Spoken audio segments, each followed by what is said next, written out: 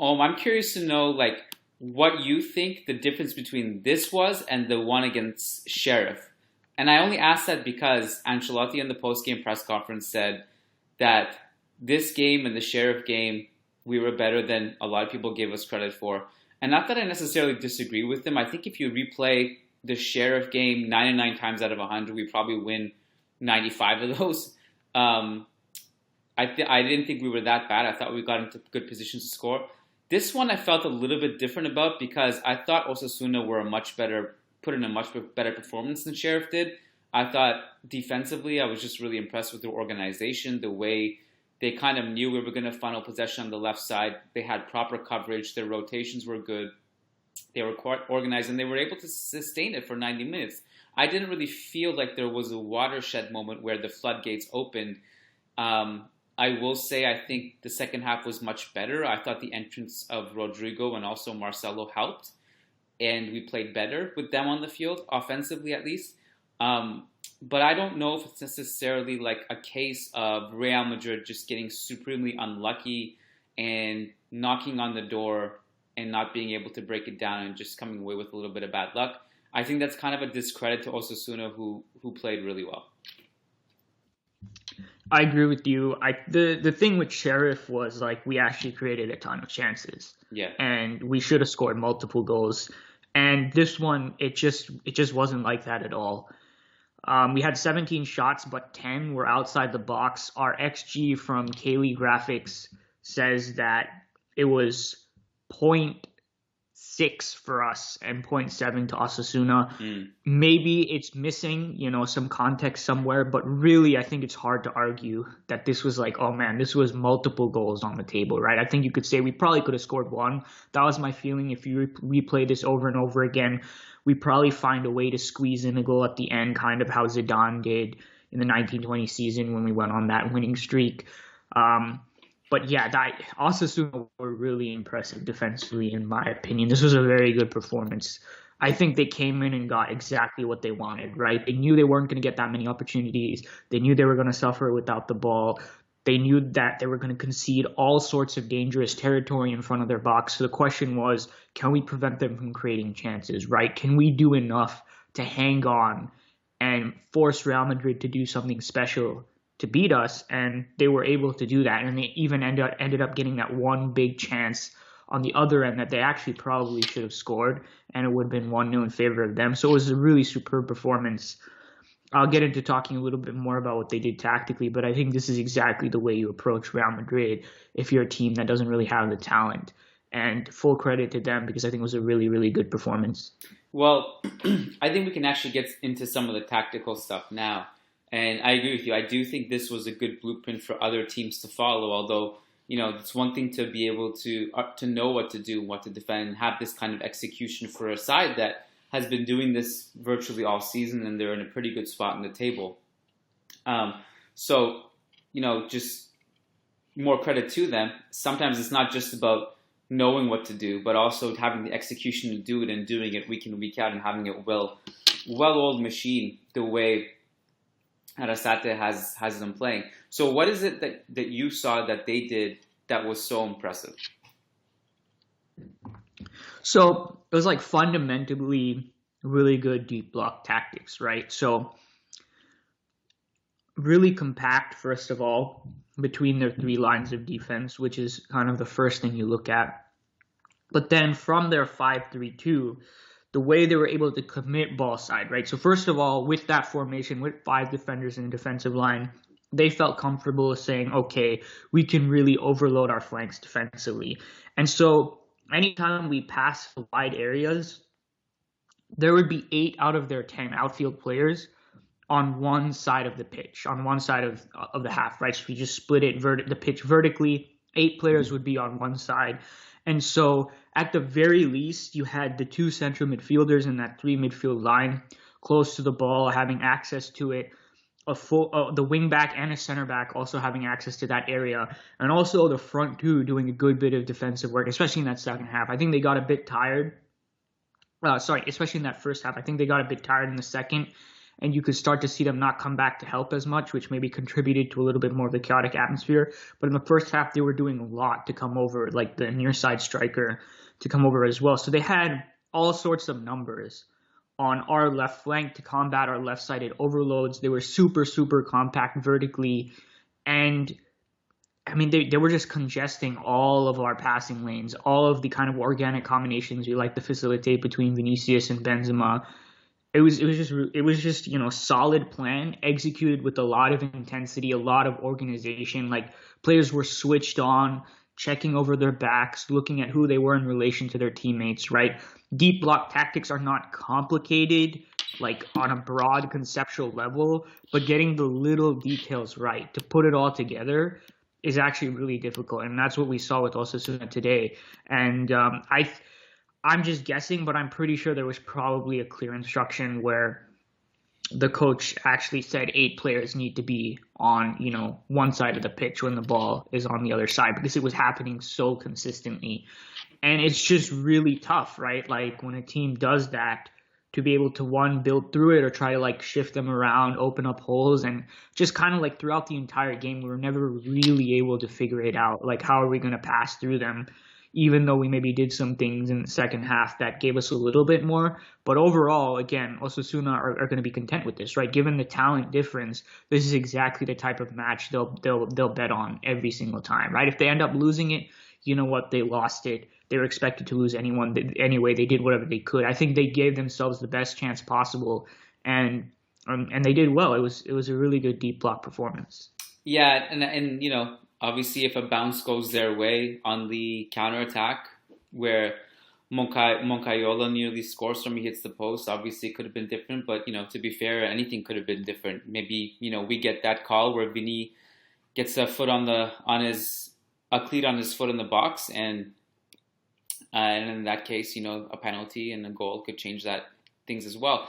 I do think one thing we could have done differently and better is, given the fact that we played so much to the left, and that's such a huge theme in this game.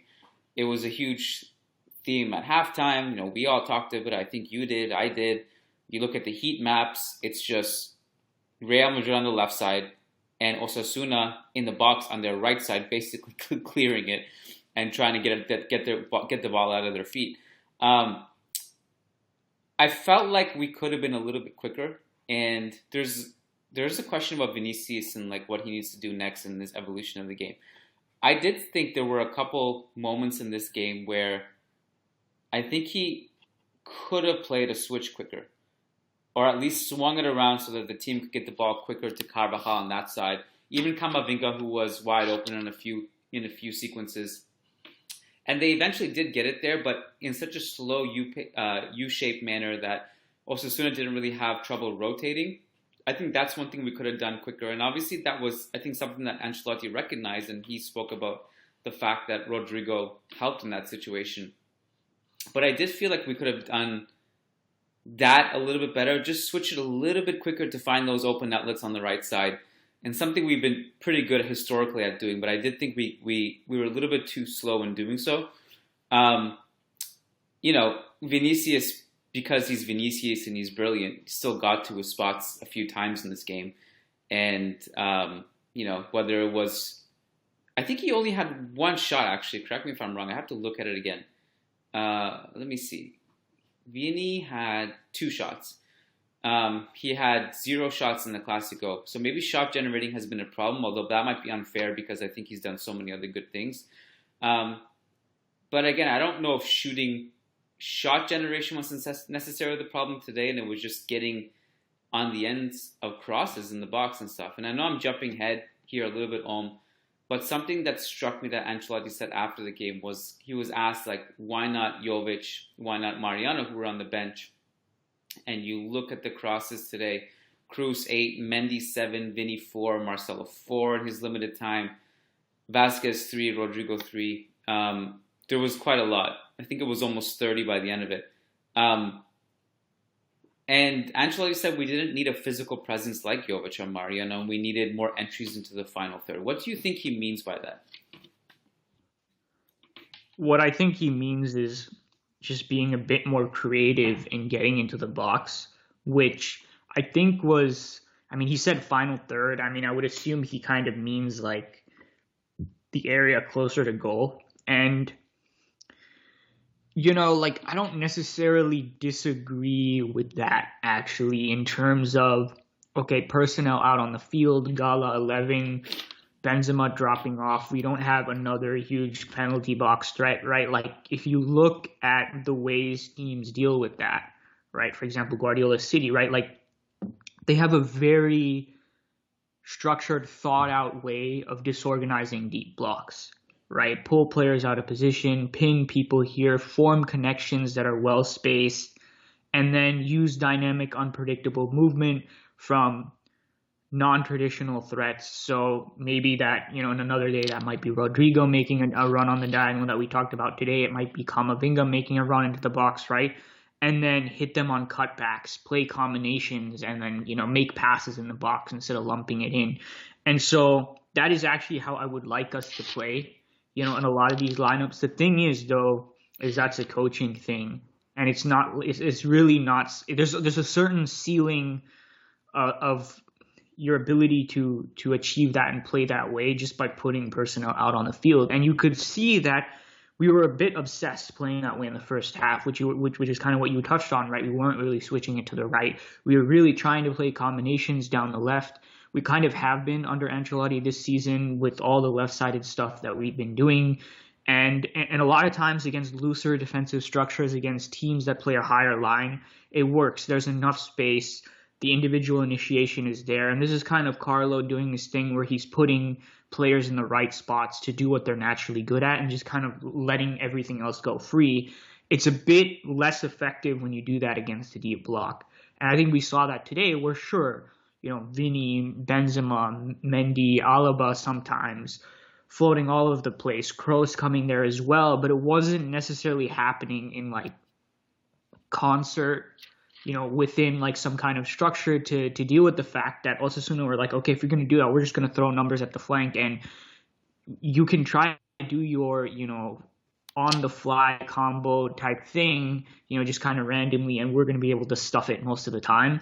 And so when you take it in that sense and you say, okay, the solution is to come up with like this fancier kind of tactical structure, which isn't really realistic. It's not going to happen. We know Ancelotti's not that type of coach. Then the question becomes to me, okay, you can't address that problem. Then how do you work around that? Then the answer to me would be like, okay, then you need to switch it to side way more, right? Get Osasuna's defensive line shifting. So if you can't force gaps to be open, then you need to wait. You need to like increase the chances that they make a mistake, right? Which switching from side to side, it creates a better chance of doing it, right? Just by the fact that they're in motion, it might open up gaps between the lines. And then the other thing would be, okay, if you're kind of like being forced into crosses and long shots, then yeah, get someone else who can be a box threat. I understand you might want to do something more intricate, but if you can't like add like kind of the the extra coaching element that's needed in this particular scenario, then maybe the more realistic thing to do is put on Jovic. And I think that's kind of what we saw with Zidane, right? So Zidane was not adding that element, right? And what was he doing instead? He was sending Casemiro up, making him an extra number 9. He was using Ramos box runs. He optimized set pieces. And Ancelotti has provided an upgrade in the offense in the sense that he wants to play a faster line-breaking style, right? Obviously the Vinicius thing is such a huge part of it, but just in terms of style, that's why kind of we came into this season saying, okay, the offense can get better, all else equal, because Ancelotti likes to take more risks. He wants to play between the lines more. He wants to play more in combinations. And, I think you give credit to him for that. But it's funny how regardless of like general style, if you're approaching this type of deep block, you're going to actually end up with kind of similar results and kind of the similar problems that we had versus Zidane, because again, like it takes something else now in the modern game in regards to coaching to be able to disorganize that, right?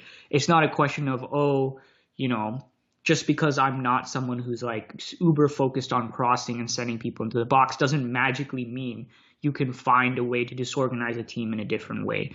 And so, I mean, this is it's part of a whole nother topic, I think. And I don't know how much justice I can do to it now and whether people are kind of confused about the direction I'm going. Just, I mean, suffice to say that, Ancelotti is a different offensive coach from Zidane. He provides advantages in different ways. But when it comes to attacking deep blocks, I'm not sure the results. And when I say deep blocks, I mean these really organized ones. I'm not sure the results will necessarily be all that different, bar Vinicius making it different because his level is at a different place right now.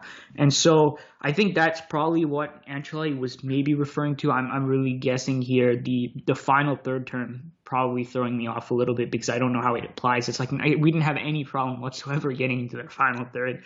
So I'm guessing he means like the right attacking areas. I think it's the right idea, but ultimately I think it takes a kind of like different kind of step forward in coaching that Ancelotti just doesn't have, right? He has a more hands-off approach in the final third, which benefits us versus other teams. It benefits us versus higher lines, but ultimately, it's what he wants is probably not going to happen given his style. And so that's why I agree with you, Keon. I think the solution was to look at what was happening and saying, okay, it's not really working. Vinicius is doing some magical things, but it's not enough. It's happening too sparsely. It's too difficult. We need to switch to the other side. We need to go side to side way more. And if we're going to start crossing, then we need to put people in the box who can get on the end of it. And I think Ancelotti did one of those things in the second half, which we'll get to. But not seeing Jovic did really surprise me. So it was interesting that he said that in the post-match press conference. Well, I do think an underrated part of this whole breaking the low block thing and just how much the team struggled to break it tonight is that it is a hard thing to do in general. And I do think that sometimes that gets lost in these discussions after a game like this is that, anytime we struggle to break down a low block, anytime anyone struggles to break down a low block, there's always a tendency to react in a way that's like, we have to be more creative. We have to think of more solutions in crossing. The reality is that it is difficult, and that's why organized low blocks are effective and frustrating to play against. And, this idea that, when Zidane was sending Ramos and Casemiro into the box, it's actually not that foreign, and it's something that even high possession, high pressing teams will have to do. And, we've seen Manchester City do it. We've seen Barca do it. It's not that crazy. And when you look at, you already kind of answered that. I was going to ask you about, you look at Casemiro in this game. If this was a Zidane game, he'd probably be in the box. But in this game, he was actually very conservative and basically was playing a more defensive-minded role and playing quite deep, almost among the center backs, actually, when you look at it, especially with the ball at his feet. But I think that part of that is that he wasn't really in a position to counter-press high up the field or really latch onto the ends of crosses either. And I understand what Carlo was saying, but I do think for what it's worth, in the second half, we didn't really have that many issues getting into the final third. And I do think, you had so many cutbacks and these low crosses into the 6-yard box that no one could get on the end of. And I do wonder if you had Jovic in there, because he is such a good off-ball mover. He doesn't need to be necessarily a physical aerial presence who's heading goals in. But I do feel like he would have helped in those situations. Just getting in on the end of the 6-yard box, maybe even dragging some defenders away for Benzema, as he always does in the box. I feel like that he could have helped with, because I wasn't too worried about Osasuna's transition attacks. And maybe that's silly to say because they hit the post on one of them. It was like a 3-on-2, 3-on-1, whatever you call it. Really, Asensio is really the only one who even got back in that sequence, so it could be a 3-on-1. But I did feel like they were getting tired as the game wore on, and they in the second half, basically that attack was their last really dangerous one. And after that, they kept giving the ball away, and I think that was just fatigue maybe. So I don't know how sustainable it was, but I feel like we could have used that extra presence. You could have maybe even taken off one of the midfielders or one of the midfielders I think you could have taken off and shoehorn Jovic in there. That's just my opinion, and maybe we would have lost if we did that because there would have been an attack that Osasuna capitalized on. I don't know, but I feel like someone like Jovic could have capitalized on those low crosses into the box.